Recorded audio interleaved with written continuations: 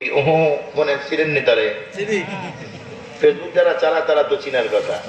আর যারা মুরব্বী জানেন না আজকে শোনেন, একটা হুজুর আছে মুরব্বী ভাইরা।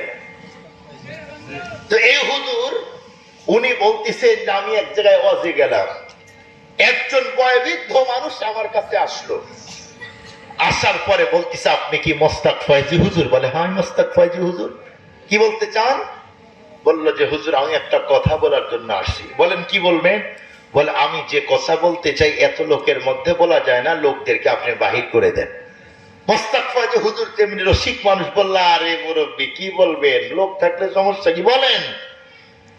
বললো না হুজুর প্লিজ আপনি আমাকে ক্ষমা করেন, লোকদেরকে বের করে দেন, একটা জিনিস দেখাবো আর একটা কথা বলবো। পরে মোস্তাক ফয়জি হুজুর তখন সব লোক বের করে দিলেন। এরপরে বললো যে প্লিজ হুজুর দরজা বন্ধ করে দেন। মোস্তাক ফয়জি হুজুর বলেন আমি আশ্চর্য হয়ে গেলাম, এমন কি বলবে, এমন কি দেখাবে দরজা বন্ধ করতে হয়। এক পর্যায়ে উনি হুজুর বলেন যে আমি দরজা বন্ধ করে দিলাম। এরপরে বললাম মুরব্বী বলুন কি বলতে চান? তখন বলতেছে যে হুজুর আমি যেটা বলবো তার আগে আমি দেখাইতে চাই। কি? বল একটু আপনি আমার পিছনে আসেন। হুজুর বলেন যখন আমাকে বলল আমি তখন পিছনে গেলাম। পিছনে যাওয়ার পরে আমাকে বলল হুজুর প্লিজ আপনি একটু আমার পাঞ্জাবির পিছন সাইডটা উঠান। বলল কেন? বলে আপনি একটু উঠান। উনি বলেন যে আমি যখন পাঞ্জাবির পিছন সাইড উঠাইলাম, দেখার পরে ইন্না লিল্লাহ বলে আওয়াজ দিলাম, হায় মুরব্বী আপনার পিঠের এই অবস্থা। মোস্তাক ফয়জি হুজুর বলেন আমি এই দৃশ্য দেখে চোখের পানি ধরে রাখতে পারলাম না। কে যেন পিঠের উপরে এত আঘাত করেছে, জায়গায় জায়গায় গোস্ত নেই, জায়গায় জায়গায় রক্ত জমে আছে, শুধুমাত্র আঘাতের দাগ আর আঘাতের দাগ। পুরা পিঠ হাত পা বের করে দেখালো এ পর্যন্ত যেন দাগ। আমি জিজ্ঞেস করলাম মুরব্বী আপনার অবস্থা কি, আপনাকে এমন করেছে?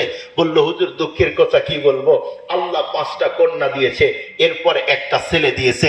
5 কন্যাকে অনেক আদর যত্ন দিয়ে বিয়ে দিয়েছি, এরপরে শেষ বয়সে আল্লাহ একটা ছেলে দিয়েছে। ছেলেটাকে অনেক মেহনত করে বড় করলাম, ছেলে আমার বড় হলো।